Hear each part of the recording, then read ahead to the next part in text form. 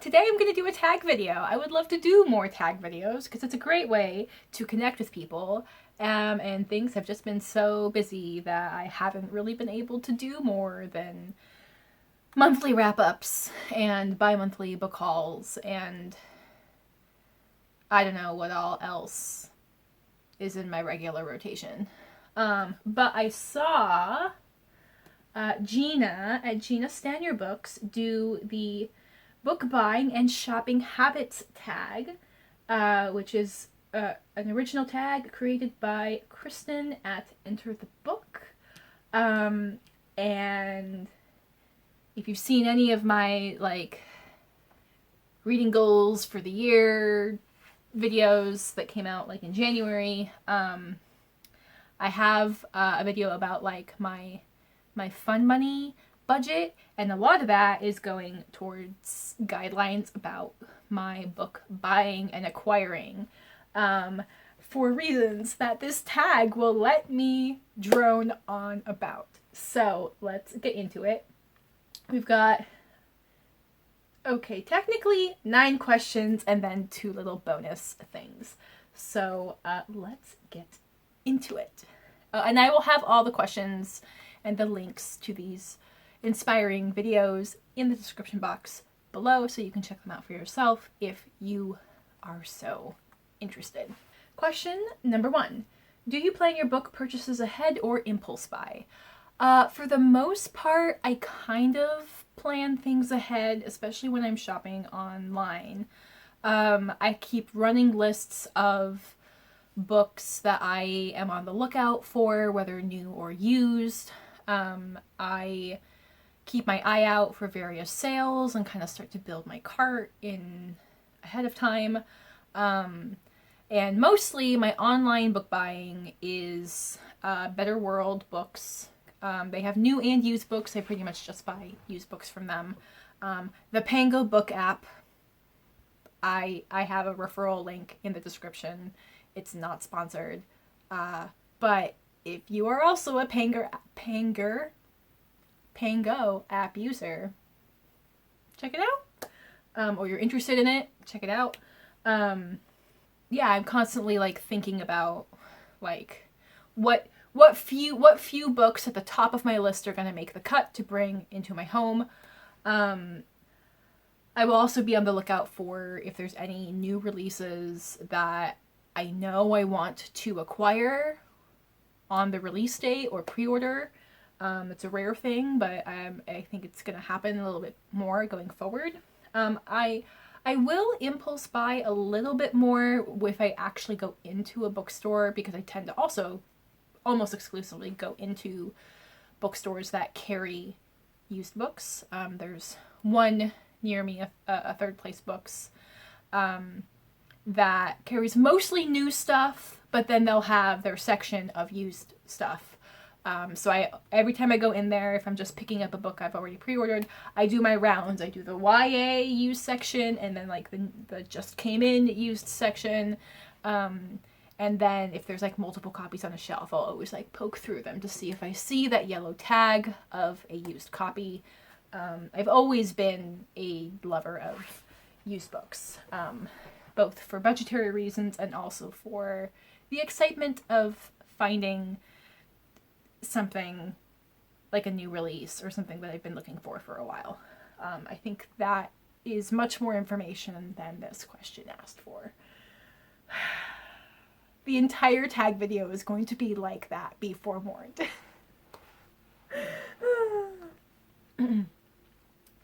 Question number 2, how do you decide what books to buy? Well, like I said, I kind of have a running list, and especially because I mostly buy used, it kind of depends on what have I found. I didn't finish my thought from the first question. I started to say I impulse buy more when I'm in a physical bookstore, because I know if I don't buy that right now, it's probably not going to be here when I come back. So I'm more impulsive in a physical store. Okay, back to question 2. How do you decide what books to buy? So if I'm in a physical store and I'm like, oh, I see something that excites me. I'm like, all right, I have to decide. Do I want it enough to buy it now? Or am I going to be okay with it might not be there when I come back next time? So that determines it. And then also kind of like what I'm in the mood for, what I'm most excited for. I mean, sometimes like there'll be, you know, the completion of a series. Like I finally picked up my own hard copies, physical copies. That's the word. I picked up my physical copies of the Foundryside and Shorefall because book 3 is coming out later this year, and a little bit of a spoiler, I finally signed up for NetGalley and I got approved for an e-arc. So I've already read it, and when I finally film my March wrap-up, I will give you some preliminary thoughts. It was good, I'll say that much. I guess question 2 in summary, whatever is available, I'm just kind of sitting at the top of my feelings at the moment. Question number 3. What is your philosophy on where you shop? Online versus in-person, large versus small, physical, digital, audio, new, used. So I already said I really focus on used books. And, you know, I like online, especially Pango, because it's just so, like, the browsing is just kind of a fun thing I do on my phone. I definitely prefer indie booksellers or something that supports indie bookstores like bookshop.org or something. I have learned that physical is definitely the way to go for me for buying, because my problem with ebooks is they are so out of sight, out of mind, that I forget to read them, and I don't read them. It's because, like, I've got this, I'm referring to this little shelf down here that's next to my bed. I look at my physical books, I get excited for them, you know, I think about, oh, the themes in that one might tie into what I'm reading in this one, I should read that one next. You know, I think about, like, readathons and, like, you know, themed history awareness months, and I think about, like, when I'm going to read stuff when I'm looking at it. I don't do any of that with my ebooks. So I have learned ebooks are not a good investment for me. With one exception, I will occasionally buy a romance ebook because I tend to start reading it right away. And also the only ebooks, or the only romance ebook romances I buy are things that are not available through my library, and they tend to be like only available through Kindle, so like I can't even buy a physical copy from somewhere else. And then I tend to pay for them with like gift cards and credit. So that's like one exception. I do love ebooks for my library books. Hey, is there a question that talks about that? Not really, so I'll talk about that here. It's ebooks, my e-reader is fantastic for library books. And I think part of that is the library books have a deadline, so that helps me actually read them. And then with my, not loans, my holds, whether I pick it up or whether I suspend the hold, and every time the hold becomes available, it's a reminder. So I think that works for me, but just having an ebook copy doesn't really work for me. Question number 4. What about little free libraries? What do you think about them? Have you used one? Why or why not? I love little free libraries. Actually, during initial lockdown, like that first year, when I finally had the energy to be like, I need some form of exercise. The only thing I could stomach was plugging in an audiobook and going for a long ass walk.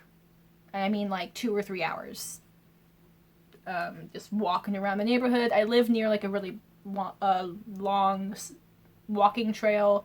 There's lots of hills and stuff. So I started doing that, and I started finding little free libraries. And I looked at like my bookmarks on my Google Maps, and I think within, I don't know the mileage radius, but within like an hour and a half radius, I think I've bookmarked maybe like 60 to 70 little free libraries in my area. There's tons of them. There's tons of them around here. And I love it. So I definitely went through a period of acquiring lots of books from them, and then I slowed that down to being like, all right, I need to start actually putting some books back in there, at least putting back the ones I've already read. I still have a few left. I haven't been able to go to little free libraries for probably since the end of summer because I started work, it got cold, I just ran out of time.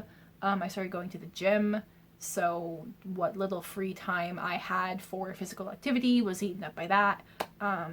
So I have a pile of books. I need to go back to free libraries. So I need to do that.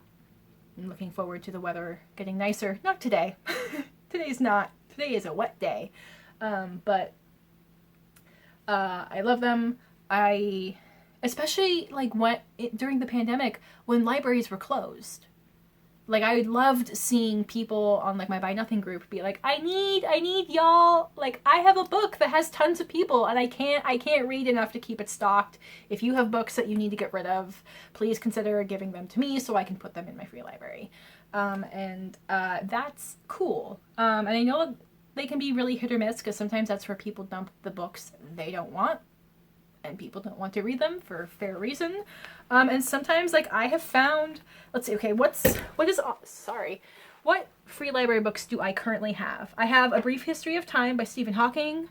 I have The Book Thief by Marcus Zuzak. I have The Talented Mr. Ripley by Patricia Highsmith. And I have Northanger Abbey by Jane Austen. Those are the books I still have to read from little free libraries. A little free library is the reason that I actually picked up a copy of Gone with the Wind and read it, even though I was kind of hesitant to read that, and that made it into my top 10 fiction books of the year last year. So I think free library books can be great for some, a similar kind of impulsive low stakes, let me just pick up a book and see what it's about, that you would get from like browsing in a physical library. I think they're great. I would love to own a house and be able to have a free library. Let's move on. Let's move on. Question number 5. How do you feel after acquiring a book? Do you share? Do you share in a book haul or a diary?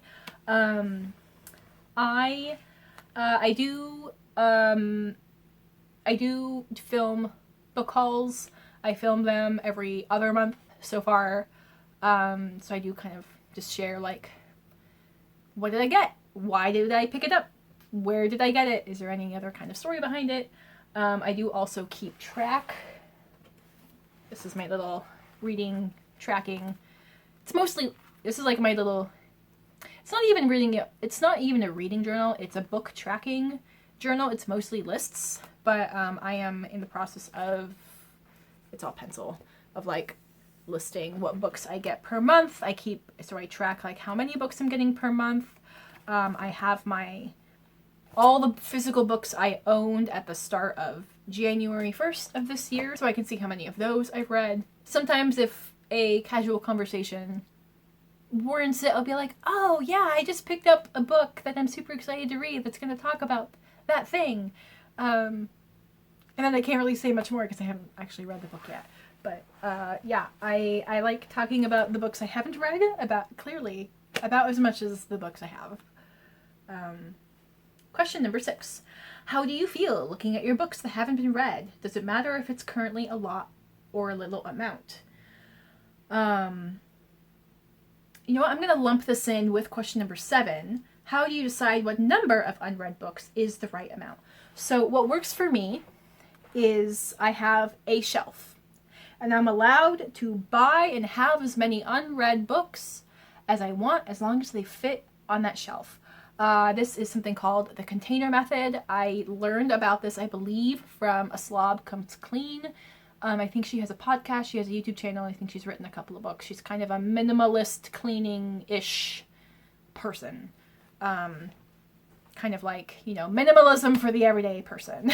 The container method, it's not just for books. I use it for everything. It's basically like you can own as many of a thing as you want. It can be as neat or disorganized as your circumstances dictate, as long as it fits in what you've designated for its area. And that just helps things not feel out of control. So that's what is working for me. I don't worry about the number. I worry about how much space it takes up. And similarly with my owned books, I'm allowed to keep and own as many books fit on my bookshelves.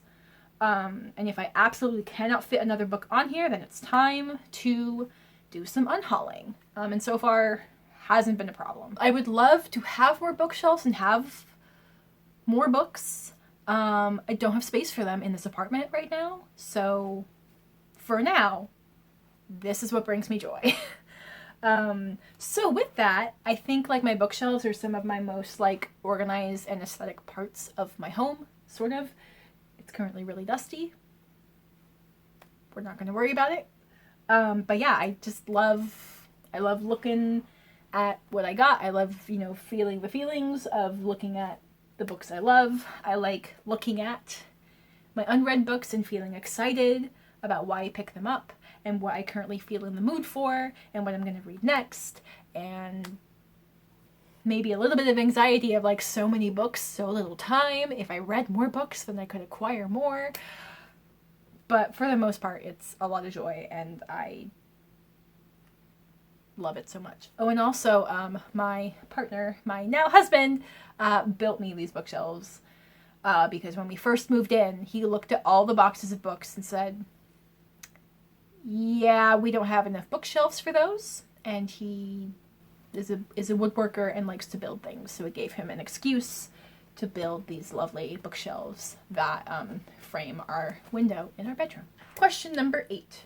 Do you have a TBR game or process for reading them? Sort of. I do have a TBR criteria for books I kind of pull for the month. That has very quickly gone out the window. I've been partially because I've just been so busy. And then my mood, I've definitely been feeling the seasonal depression and other things. Actually, I think I talked about that at the beginning of my February wrap-up. All the shit that's just kind of been going on. It's eased up a bit, but anyway, adhering to all of those prompts has kind of gone out the window. That's okay. I mean, I do still think I'm trying to focus on getting through a couple of my physical books every month. But that I had like 6 or 8 prompts, and I definitely have not been meeting all of them, and that's okay. It's okay. It was just, its goal was to help me get through my physical books. I'm still picking up a handful of them every month. Cool. Reading should not be a source of stress for me. So whatever needs to happen and adjust to keep it that way, that's the ultimate goal. So, question number 9. Do you have a book buying problem? If so, what is the nature of it and can it be adjusted? I would say no. I think the only problem is I do have a bit of like decision-making anxiety about like allocating my fund budget for the month, which books, because I can't buy everything that I want, I do have to choose and be selective. And I do feel like a little bit of anxiety, but I've gotten pretty good at identifying it and like being like, you know what, this is occupying way too much of my brain. I'm just gonna not make that decision. I'm just gonna not make that decision right now. Or be like, you know what, you've already decided that this isn't supposed to be stressful. Let's bring it down. And I think that I know that even that little bit of anxiety is minuscule compared to the stress that would come from buying so many books that I didn't have room for them, for feeling guilty at like impulse buying things that I wasn't actually interested in reading, in like not tracking what I'm spending. Like, I recognize that like the little bit of anxiety I have, this is not like specific to books, this is just kind of like my spending habits in general. I think that little bit of anxiety I have about decision making right now, it is the best option of what I have available to me right now. But as a person with anxiety, that is one of a recurring thing that I do sometimes have to like wrestle back into submission. Question, prompt number 10, tag 2 or 3 others to ponder their book buying process. The 2 people that came to mind for me, so the first person I want to tag is Rana Najar. I hope I pronounced that somewhat accurately. She's currently located in Jordan. So I don't know how much she like borrows from her library or like acquires ebooks or physical books, but I would love to get the perspective of this kind of question, this kind of like book acquiring questions from somebody who is not located in the US, Canada, or UK. I'm curious, like, what I am curious if how much does she feel that where she lives affects what options are available to her, and what does she have to acquire a lot more ebooks rather than physical books, and stuff like that. So that's the first person. And kind of on a similar note is I want to tag Lena from Sufficiently Advanced Lena, because she reads and acquires books that I have never seen anyone else mention. I don't see other people reading. Like, the stuff she picks up, she does a lot of sci-fi and fantasy, but she picks up stuff that like is clearly not at the forefront of bookish social media. So in a similar vein, I am curious, like, I am curious how much of that has to do with her book acquiring habits, and I hope if she chooses to do this tag, in answering these questions, I would have some insight into like, how do you find some of these books that to me at least feel very unique. So who knows if they will actually ever see this video or do this tag. I'll probably pop into one of their videos and leave a comment and be like, I tagged you. As always, like, no pressure to actually do the tag if you're not interested or you don't have time or whatever. It's not my business. But those are 2 perspectives that I would be very curious to hear should they want to give it. And I, of course, have their channels linked in the description box below as well. So I hope that was not too rambly and too lengthy and too chaotic of a tag video. And if it was, I hope that you enjoyed it anyway. Okay, that's the video. I hope you have a good rest of your day. I encourage you to go out into the world and be curious. I will have my other social media and other places where you can find me in the description box below. I also have some resource and donation links at the top of my description box for some current issue stuff. That's always there, but I feel a little bit of motivation to draw attention to it right now. If you are still here, leave me a book emoji. You're a champ. And now, enjoy some bloopers. Oh my god, I can just tell that you're crooked and it bothers me. Alright, hi. I'm going to do a tag video. That's not a very exciting intro. Let's try that again. Oh, don't fall asleep. Laptop, I'm using you. Is my tongue red? Ignore that. I was eating spicy chips. What else is new? Unprepared.